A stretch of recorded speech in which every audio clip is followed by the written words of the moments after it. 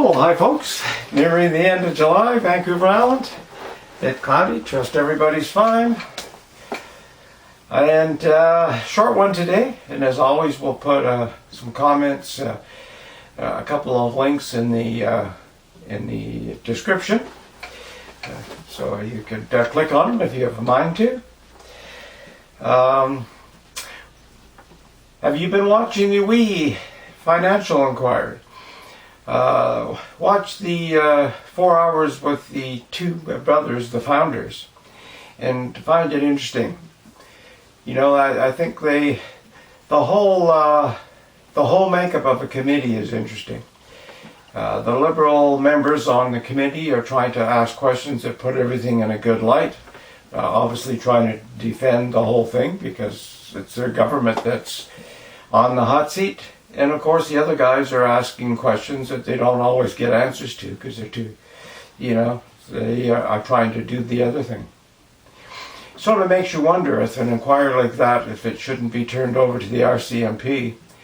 The sort of thing, how it ended, I think with the Liberal member letting the founders make answer some final easy softball questions and sort of clarify their position, was that their whole charity is being painted with a bad name and it could destroy a whole 25 years of their work, etc., etc. They didn't seem too concerned that it was a reflection on the Trudeau government that is calling into question, making them look bad. And it also brings to mind that, the SNLC Lavalin, well, the Liberals had a majority then, and they just sort of could whitewash that whole inquiry. And you can see right now that if they had a majority now, this We Charity thing would already be done and over. They wouldn't be entertaining what they're doing.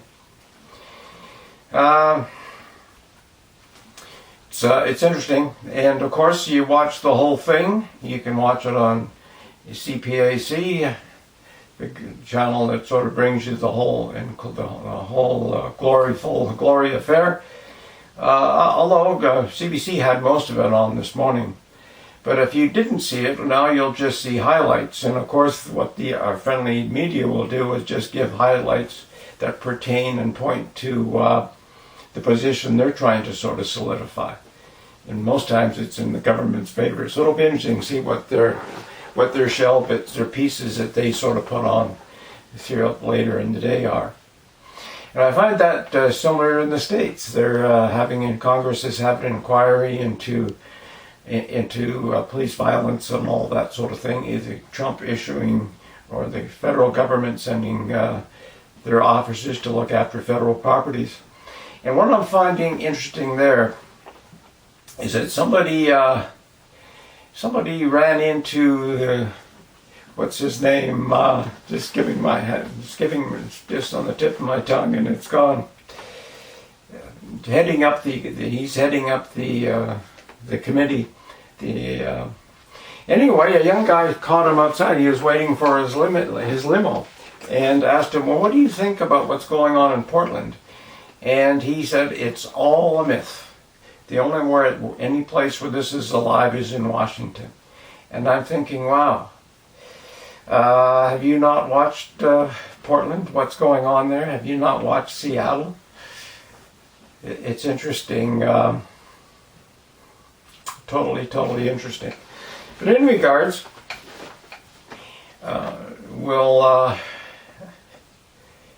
the news people will just portray that as well. If you notice, on most news channels, especially up here in Canada, we're not seeing a whole lot that's going on in Portland that's violent. And they're just not reporting it.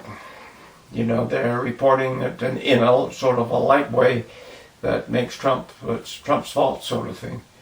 And I'm not sure if it is. He's not the governor in the 3 western states, California, Oregon, Washington. He's not the governor of Minnesota. He's not the mayor of Chicago. Not the governor of Illinois. So it's an interesting conundrum. That's why I say we have to sort of really watch what people do. because if you're not paying attention, if all you're doing, like I say, if you're all you have time for is to watch CNN or CBC or CTV or NBC or CBS or whichever channel you watch to get your news from, or whichever affiliate of theirs you're watching, you're probably not getting the whole package. And it's interesting because I watched Saturday night or was it Friday night in Seattle? I think it was Friday night. And I watched about, maybe Saturday, 3 hours of it anyway, from 9 to a little past midnight. And it was sort of crazy and loud and stupid, but there was not a whole lot of, no burnings, no shootings, no beatings, anything like that I saw. It was still going on and I turned everything off. But a young reporter was filming it and I shut off when he shut off to go home. In the beginning, in the early evening, we saw a couple of people being arrested, a couple of agitators. But we never, this was after the Starbucks was set on fire that burnt the apartment, damaged the apartment block on top, and all that crazy violence. So I wasn't privy to that. And wouldn't have known about that on television either, because none of our local news or TV channels, they weren't broadcasting that some apartment block who was on top of the Starbucks that was set on fire. They just give you a picture of Starbucks. Everybody's sort of protecting the left. Talking about the left, I see another gal out of Canada is trying to work with Facebook to monitor hate, to change this hate speech that's on social media. And she specifically mentioned the far right. We got to control what these far right guys are saying. Didn't mention what the far left are saying. So you can see everybody's agenda is just to go after one train of thought. And it's interesting because what some people call hate speech is it's not hate speech at all. It's just somebody saying something that doesn't fit with their narrative or what they want everybody to believe. We're in a crazy place, folks. Totally crazy place. And, we know when you look at it, politicians have to be involved in this thing. Governments have to be involved in this thing. If you just look at the West Coast states, you look at Minneapolis, you look at Chicago, and you know there's something funny going on. You can blame police violence, you can blame Trump, but hey, you're facilitating that. And I think they must have some ulterior motives to let all this horseshit go on. And but who knows? There's some insidious things going on by psychopathic type minds, and it's scary. And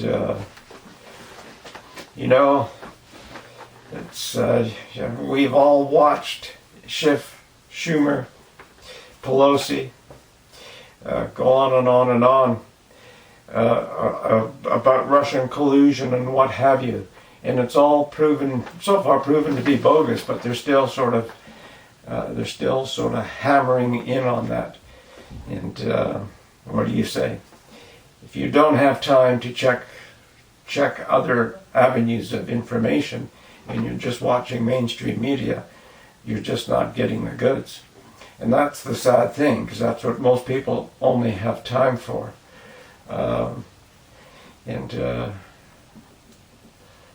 Like the Chubby fellow said, and if I mention Chubby fellow, you know who I'm talking about. He's a short guy.